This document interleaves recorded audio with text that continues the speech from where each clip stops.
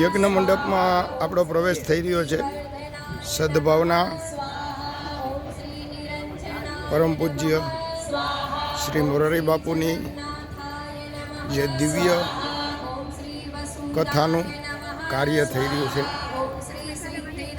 એ સમયે આપણી આ દીકરીઓ સર્વના સ્વાગત માટે ખેતાણી સાહેબ આપણને યજ્ઞ બાબતે સાત્વિક વાતો રજૂ કરશે.